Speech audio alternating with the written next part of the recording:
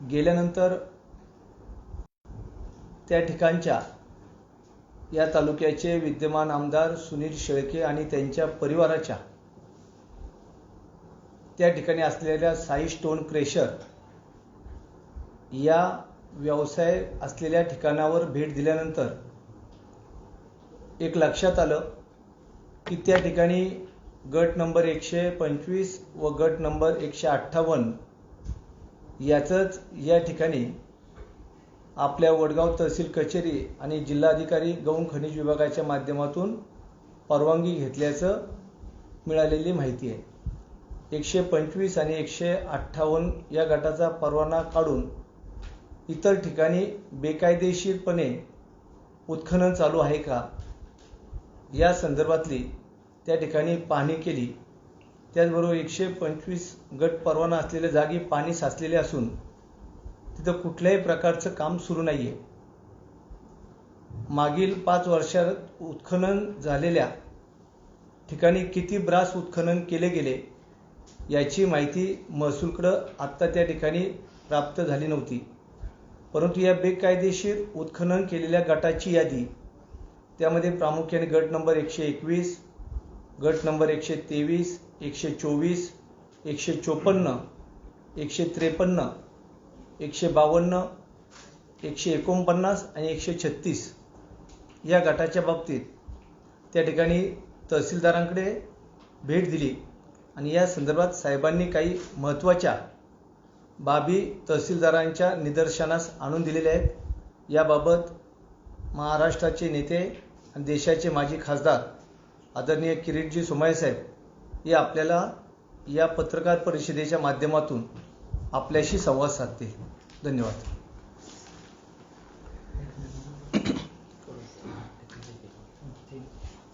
मावळ तालुका परिसरात ज्या आज आम्ही पाहणी केली त्यात गेले 1.5-2 वर्षात 10 कोटी रुपयेचं इल्लीगल उत्खनन झालं आहे असं दिसत आहे। राज्य सरकारचं तर 10 कोटीचं नुकसान झालंच, पण त्याचसोबत निसर्ग प्रकृती यांच्याशी जी छेडछाड झाली आहे, तिथे जो बांध आहे, धरण आहे, त्या धरणपासून फक्त 100 फूट अंतरावर जे लोकप्रतिनिधी आहे, आमदार आहे सुनील शेळके, त्यांची कंपनी अशा प्रकाराने गैरकायदेशीर मायनिंग करते आणि सत्ताधारी पक्ष त्यांना आशीर्वाद देतो। या संबंध प्रकरणाची विशेष चौकशीची मागणी आम्ही केली आहे। गेल्या आठवड्यात मी महाराष्ट्राचे प्रदूषण महामंडळाचे अध्यक्ष व सचिव यांची भेट घेतली, यांना सगळे पुरावे दिले। सॅटेलाइट मॅप्स जे असतात, सॅटेलाइटनी घेतलेले नकाशे, ज्यात कशा प्रकाराने गेले 3 वर्षात जमीन होती आणि मोठा खड्डा झाला, तळ पाणी भरलेलं तळ उभं झालं, असे पुरावेही आम्ही केंद्रीय पर्यावरण राज्यमंत्री डॉक्टर अश्विनी चौबे यांना दिले आहेत। या संबंधात विशेष टीम या मावळता परिसरात पाठवावी अशी मागणी आम्ही केंद्रीय पर्यावरण विभागाकडे केली आहे। महाराष्ट्र प्रदूषण महामंडळाच्या अध्यक्षांना आम्ही सांगितले की तुम्ही तुमच्या सचिवाच्या नेतृत्वाखाली ताबडतोब एक टीम तिथे पाठवा। आज आमचे अध्यक्ष बाळा भेगडे आमदार आम्ही पाहणी करायला गेलो तर दिसत होतं की 8 ठिकाणी क्वारीमध्ये काम चालू आहे। आम्ही गेलो म्हणजे काम बंद झालं, पण तिथे ट्रक उभे आहेत, बाकी मशीन्स आहेत, काढलेला माल उभा आहे, तिथे ठेवलेल्या आहेत. म्हणजे याचा अर्थ असा झाला की मोठ्या प्रमाणावर गैरकायदेशीर काम चालू आहे आणि जिल्हाधिकाऱ्यांचा आशीर्वाद आहे.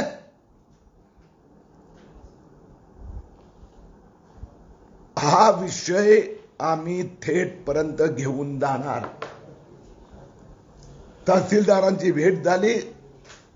जे आम्हाला दिसते ते त्यांना कसं दिसत नाही, आमदाराला का कळत नाही. त्या धरणला जर धोका उभा झाला तर आसपासच्या हजारो लोकांचा जीव जोखीम मध्ये आहे. फक्त पैसेसाठी निसर्गाची छेडछाड करणं बंद करा.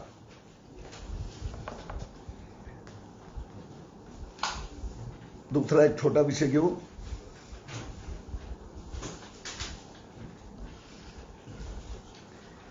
शिवसेनेच्या नेत्या, सिनियर खासदार जे गेले 20-25-20हून अधिक वर्ष खासदार आहेत, त्यांनी भारत सरकार, महाराष्ट्र सरकार, state bank of India, Pusad सहकारी बँक असा लोकांचे आता संस्थाचे 100 कोटी रुपये ढापले आहे. या संबंधी विभिन्न पातळीवर तक्रारी झाल्या आहेत.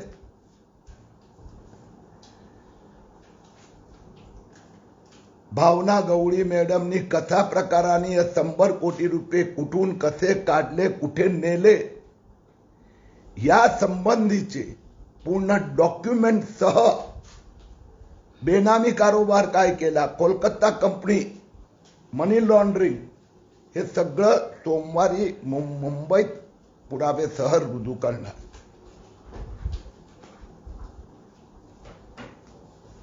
आता तुम्ही विचारा.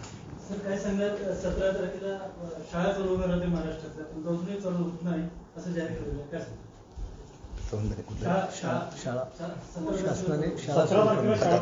मला वाटलं की पहिलं तुम्ही ह्याच्यावर. आता ठीक आहे.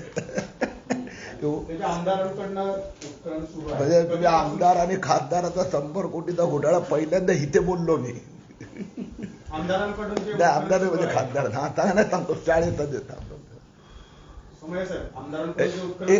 कधीपासून सुरू आहे हे सगळं प्रकार? दोन्हीचं उत्तर देतो. म्हणजे ठाकरे सरकार या कोविड मध्ये फक्त करप्शनचं काम केलं आहे, बाकी सगळा गोंधळ आहे. कधी शाळा उघडण्याची बात करतात तर सकाळी शाळा उघडी ठेवा आणि ते उघडण्यापूर्वी बंद करण्याचे आदेश दिले जातात. मुंबई पुण्याचा लोकल सुरू करण्यासाठी घोषणा करतात आणि त्यासाठी काहीही पूर्वतयारी न केल्यामुळे 15 ऑगस्टला काय चित्र उभं राहणार याची मला भीती वाटते. जो निर्णय घ्यायचा आहे तो विचारपूर्वक घ्या, पण त्याचे इम्प्लिमेंटेशन करा. मला एक गोष्ट समजतच नाही. 4 वाजेपर्यंत उघडं ठेवा, 6 वाजेपर्यंत उघडं ठेवा, 8 वाजेपर्यंत उघडं ठेवा. हे कुठलं सायन्स आहे? आणि उद्धव ठाकरे साहेब सांगतात टास्क फोर्स ठरवा. टास्क फोर्स आहे काय?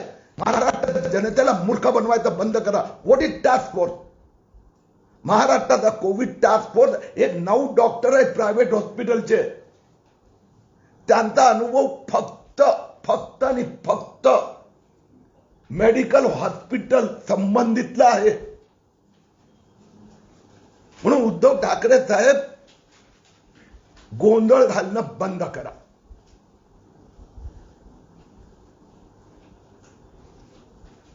मावळता आमदारासंबंधी त्यांची कंपनी, त्या कंपनीचे ते मालक, त्यांचे ट्रक आणि उत्खनन जे गेल्या 1.5 वर्षात झालं त्याची माहिती आम्ही केंद्रीय पर्यावरण मंत्रींकडे दिलेली आहे आणि महाराष्ट्र जे पोल्युशन कंट्रोल बोर्ड आहेत त्यांनाही थोपवली आहेत सॅटेलाइट मॅप सह. ओके. काय नेमके पुरावे काय काय दिले आपण? आजची गोष्ट करतो. तहसीलदार आणि सरकारी कचेरी म्हणतात फक्त 2च गटात परवानगी दिलेली आहे. आम्ही प्रत्यक्ष पाहणी केली तर एका गटात तर पाणीच पाणी आहे आणि 8 ठिकाणी काम चालू आहे.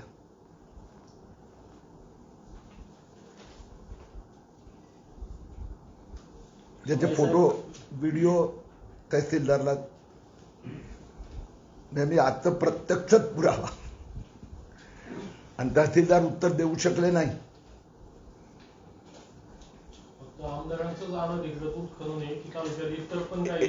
एकंदर सगळेच इन्व्हॉल्व आहेत. आमदार हा त्या भागाचा प्रतिनिधी आहे म्हणून त्याची जबाबदारी 100 पट आहे. त्यांनी लोकांना करू देऊ नये.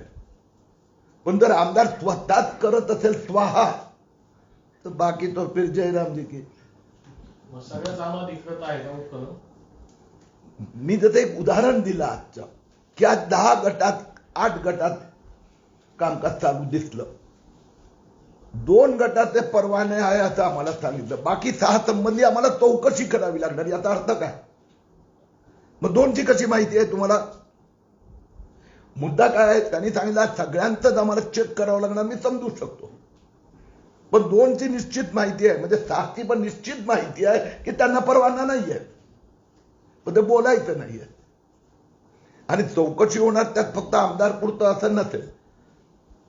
अनधिकृत नाही ती नंतर येतो. पहिला अनधिकृत उत्खनन त्याची चौकशी, पर्यावरणचा नुकसान, मग त्याच्या आधारावर रेव्हन्यूचा नुकसान कारण की रॉयल्टी मिळते आणि त्या पार्श्वभूमीवर जनसामान्यांच्या जीवनाला प्रदूषणमुळे धोका. जसं इथे एक उदाहरण मी दिलं की ते धरण आहे तिथून 100 फूटवर एवढा मोठा खड्डा झालेला आहे. तसे चौकशी ते सगळं बाहेर येते. गाव कोण दुसरं? गाव आंबळे आंबळे ना. ते आमदार झाल्यानंतर अनधिकृत उत्खनन चालू केलंय का पूर्वीपासूनच ते आहे?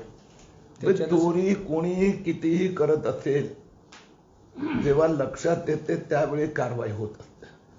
भावना गवळीचा मी सांगितलं. सॉरी, भाजपमध्ये होते त्यावेळेला लक्षात आलं नाही का असं? भावना गवळी त्या घोटाळा 100 कोटीपर्यंत पोहोचला तर ते गेले अनेक वर्षापासून चालू आहे. पण आता 2020 मध्ये कारवाईची नोटीस आली म्हणून ते बाहेर आलं. अनिल देशमुख 1000 कोटीची संपत्ती जमवली आहे, आता फरार झाले. मग आपण असं नाही सांगू शकत गेल्या 2 महिन्यात जेवढं झालं तेवढ्याच वर कारवाई करा. तर ज्यावेळी चोरी बाहेर येते त्यावेळी जेवढा चोरीचा माणूस तो सगळ्यांचाच चौकशी होतात. ज्या वेळी जे गोष्ट बाहेर येते त्याच वेळी त्याची कारवाई होत असते आणि चौकशीची मागणी होत असते. तो भाजपात वगैरे शिवसेनाच होते, आता काय प्रश्नच नाहीये. आमदार झाल्यानंतर सुनील शेळके आधी भाजपमध्ये होते त्यावेळेला ही बाब लक्षात आली नाही का असं विचारतो मी तुम्हाला. प्रश्नाचं उत्तर असं दिलं की आमदाराची जबाबदारी आमदार आहे. त्या भागातल्या 6 लाख लोकांचं संरक्षण करणं आणि संरक्षण करणारा जर दरोडे घालणार असेल तर याच त्याच्यावर पहिली कारवाई असते. मागच्या 15 आठवड्यात कामशेतच्या तुळजाजवळ असंच उत्खनन केलेल्या एका खड्ड्यामध्ये पडून एक मुलगा, वडील आणि त्याची 2 मुलं अशाच खड्ड्यामध्ये पडून जीव गेला त्यांचा. उत्खनन तालुक्यातल्या सगळ्या भागामध्ये दिसते. याचं जिथं जिथं चुकीच्या पद्धतीने उत्खनन असेल तसं आज तहसीलदारांना स्पष्ट सांगितलेलं आहे की याचं तुम्ही ताबडतोब कुठं परवाने दिले कुठे परवाने दिले नाही ते तपासून घ्यावेत आणि जर चुकीच्या पद्धतीने त्या ठिकाणी उत्खनन होत असेल तर ते ताबडतोब थांबवलं पाहिजे. मंगरुळला किरीट सोमय्यांच्या साहेबांच्या समोर रवी आप्पा, मी आणि इतर आपले पदाधिकारी तहसीलदारांना वडगाव कचेरीमध्ये जाऊन भेटलो आम्ही. तुमच्या किती दिवसात पूर्वीपासून झाला असावा असं काही अभ्यास अंदाज आहे का? गेले 15 दिवस मी लूट लागते किती झाली? हा गेले 15 दिवस मी स्वतः पाठपुरावा करत आहे. गेले 15 दिवस केंद्र सरकार राज्य सरकारकडे मी पाठपुरावा करीत आहे. त्याच्या आधीपासून बाळासाहेब गेले 1.5-2 महिने माझा संवाद म्हणजे मला सांगत होते हा विषय. तर म्हणजे एकंदर हे होमवर्क त्याचा आधीच असेल पण 2 महिन्यात आहे हे मला माहित आहे. म्हणजे अनेक माहिती अधिकाराखाली मागितली तर ते देतच नाहीये.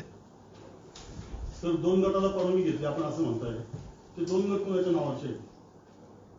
ते 125 आणि कुठलं 158 125 158. आता मुद्दा काय आहे? मूळ मुद्दा असा आहे, मुख्य मुद्दा असा आहे की मोठ्या प्रमाणावर चालू आहे.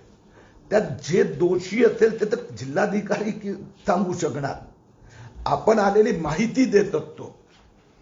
इन्व्हेस्टिगेशन चौकशी आणि कारवाईची जबाबदारी प्रशासनाची असते.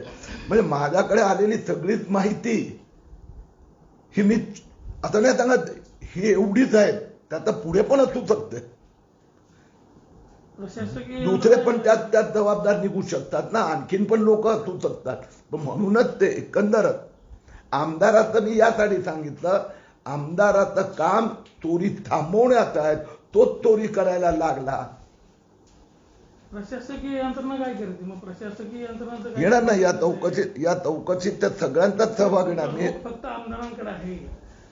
मग प्रशासकीय यंत्रणा याला जर पाठीशी घालत असेल तर त्याच्या संदर्भात 1 मिनिट, 2 गोष्टी वेगळ्या आहेत. प्रशासकीय यंत्रणा तर मग पहिलं उदाहरण मी असं दिलं की 8 ठिकाण तर मी तहसीलदारांना सांगितल्यानंतर 2 गटाची ते म्हणाले व्यवस्थित माहिती आहे. याचा अर्थ 6 गटाची माहिती नाही हे त्यांचं उत्तर मला पटलं का? नाही. म्हणजे त्यांना माहित आहे. ज्यावेळी प्रदूषण महामंडळ केंद्राचं किंवा राज्याचं चौकशी करते ते टोटल चौकशी करत असते. ते व्यक्ती समोर ठेवून नाही करत चौकशी. मग त्यात प्रशासन पण येणार आणि असे आमदार काय आणखीन पण असेल तर तेही येणार. माझा रोख आमदारांकडे निश्चित आहे. आमदार हा जबाबदार व्यक्ती आहे, जबाबदार पदाधिकारी आहे. त्याच्यावर जबाबदारी त्याचा रक्षणाची आहे, संरक्षणाची आहे. त्यांनी हे गैरकायदेशीर उत्खनन थांबवायचं त्यांचं काम आहे. त्याच्याऐवजी ते स्वतः चोरी करतात. म्हणून याच आमदारांवर बाकीच्यांवर 10% असेल तर यांच्यावर 110% यांचा गुन्हा आहे. गुन्हा म्हणजे चुकीचं कृत्य. साथीदार किती आहेत त्यांचे?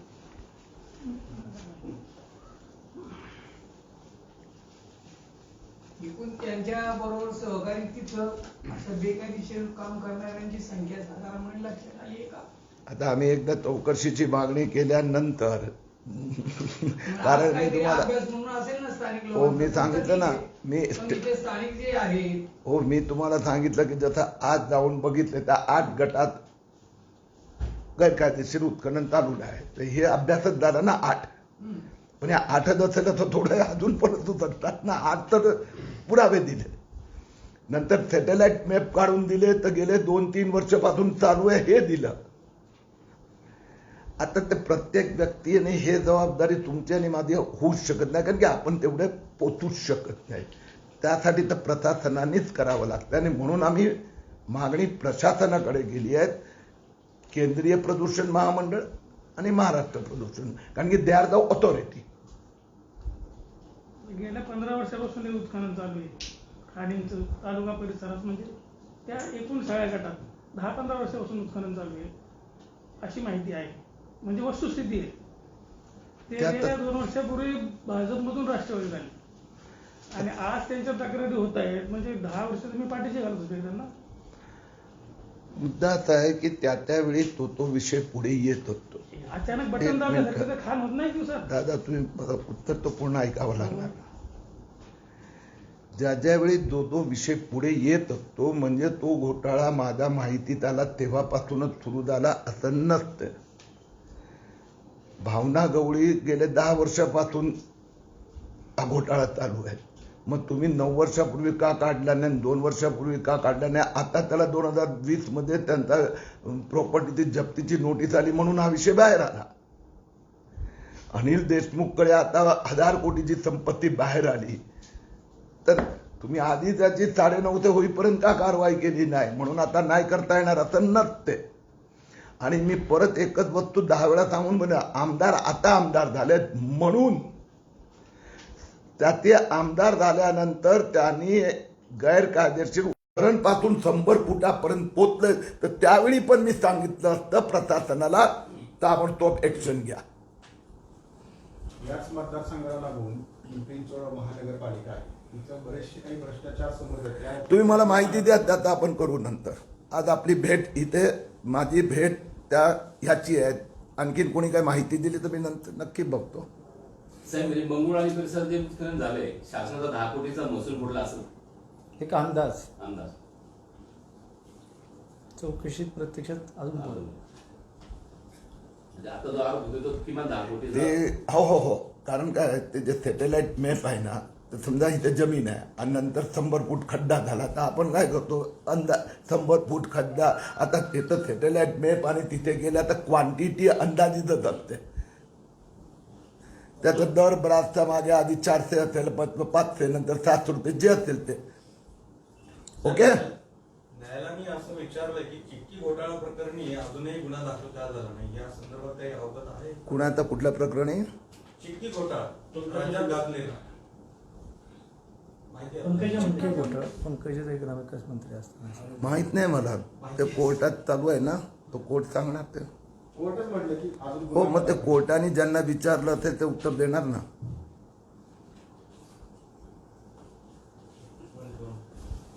आता जे काही शिवसेनेसोबत युती करावी असं परत एकदा रामदास आठवले साहेब केंद्रीय मंत्री जे आहेत ते म्हणाले आहे. काय वाटतं, युती त्यांनी करावी न करावी? आणि ते म्हणतात की युती केली तरच त्यांचा 2024ला देखील फायदा होऊ शकतो. त्या उत्तर, त्या प्रश्नांचा आता काही संबंध नाही आहे.